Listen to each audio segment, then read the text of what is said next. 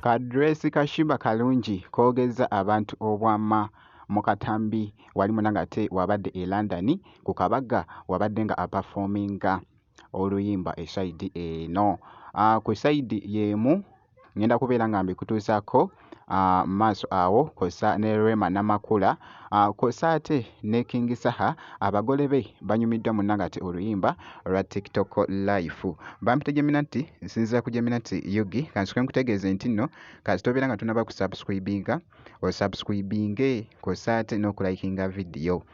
Kakati no munnange kansoke nkutegeeze omanyi Shiba Kalungi yagenda n'akola kye bayita figure.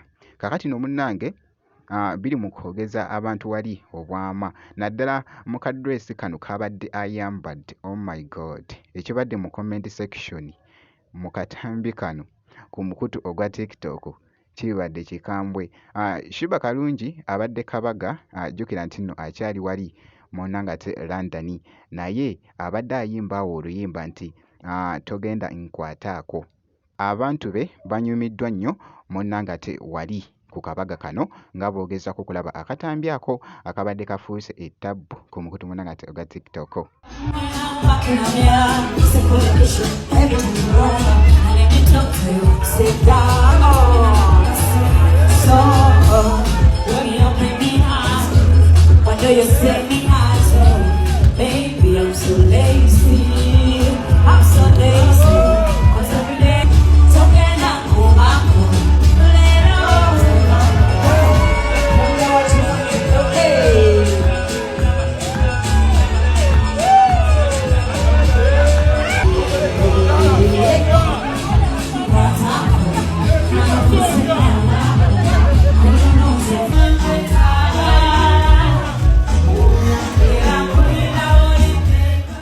Yoyo nno omukyala munanga ate Shiba Kalungi. Ku side yemu nga nkongeddeyoko Rema Namakula naye ataddeyo munange wali ebifaananyi ebibadde bikutte akati ku mukutu ogwa TikTok. Bye bino nno ebya Rema Namakula.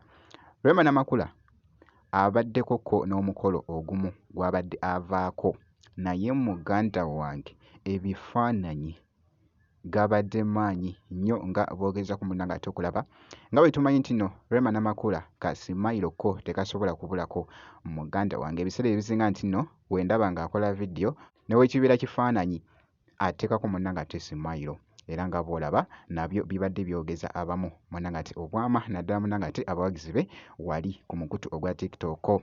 Bibadde bikutte vibe munanga ate okwetoolola eside eyo. Ku side yemu nga nkongeddeyoko King Saha abaddekoko n'omukolo ogumu ku ceremony eside eno kibadde kyakutte dda akati.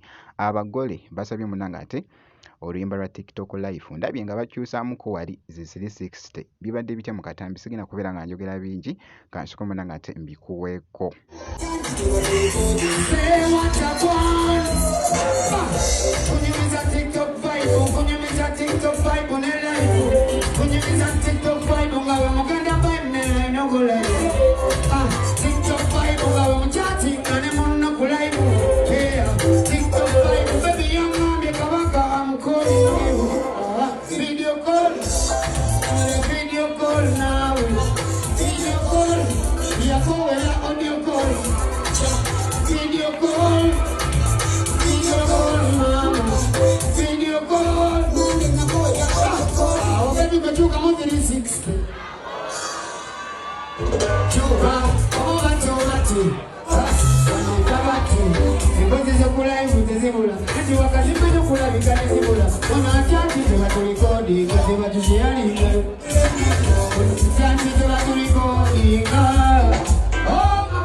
Bw'atyo nno munanga ate omuyimbi King Saha walabiddwako ku ceremony emu wali engeri gy'abadde aggundamu munanga ate abagole be omuziki wali nga bw'olabye munanga ate mu katambi ako kabadde kakutte akati akatambi kano ku mukutu ogwa TikTok. Bwe nti nno munanga ate bwenkoze gwe kakasa nti osubscribinga ebisigadde byonna munanga ate obiturekere tujja kubeera nga tukuwa update kasitobeera nga osubscribinze.